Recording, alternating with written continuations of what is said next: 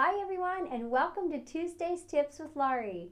I'm excited to share part 1 of part 2 tote tips. So these are totes that are from our vintage boardwalk collection.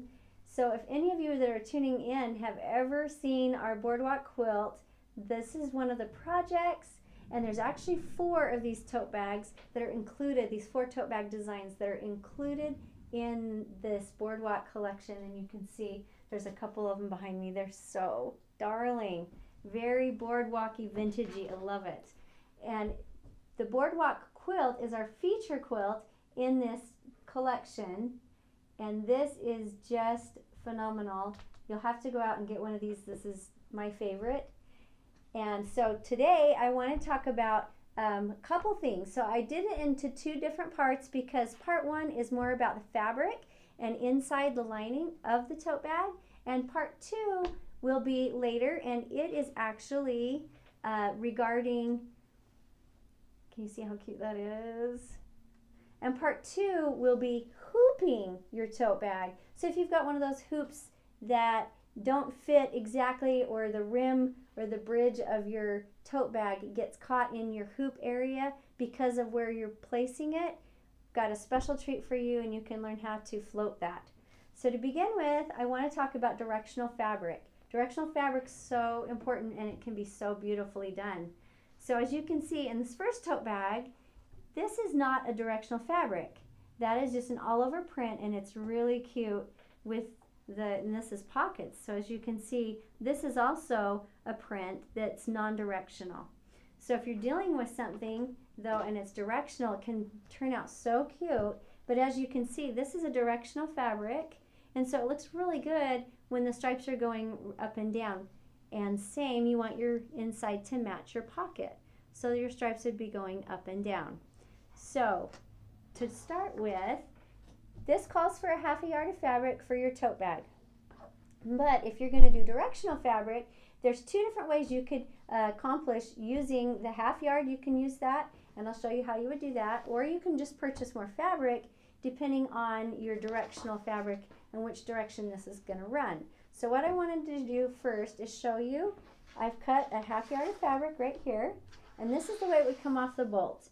However, I want the direction to be this direction for my tote bag.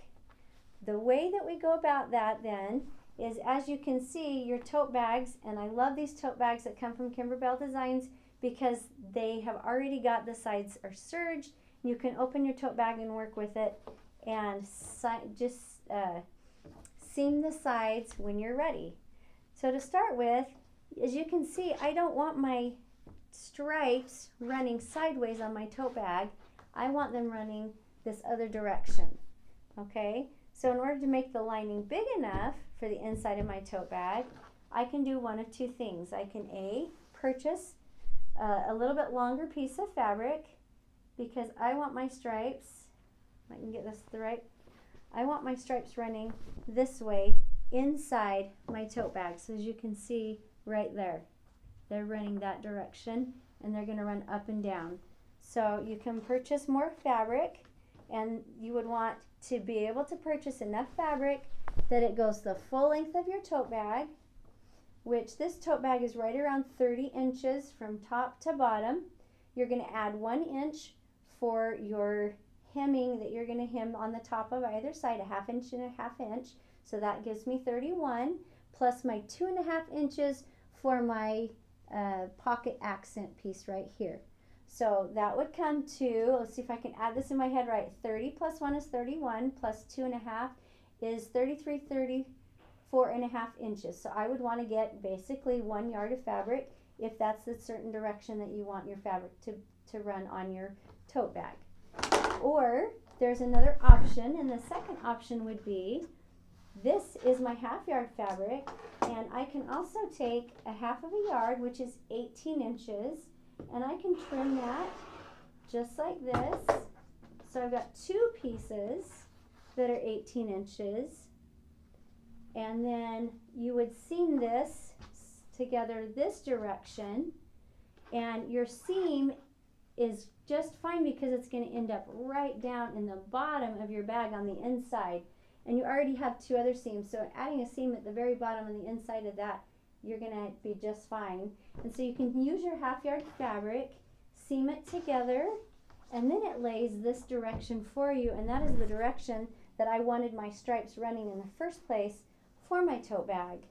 And because it was 18 inches and 18 inches, and you did lose a 1/4 inch on either side, so a 1/2 inch for your seam, you still will have enough fabric, as you can see, to run your tote bag this direction, and you still have room for your 2.5 inches at the bottom for that accent piece. So no worries, if you've already bought your 1/2 yard fabric, you can do it that way as well. So that just gives you a couple of different options and things to think about when you're talking directional fabric for your tote bags. Aren't these adorable? So have a good time making your tote bags. Make it your own and be creative. Thanks so much for joining us today on Tuesday's Tips. Bye-bye.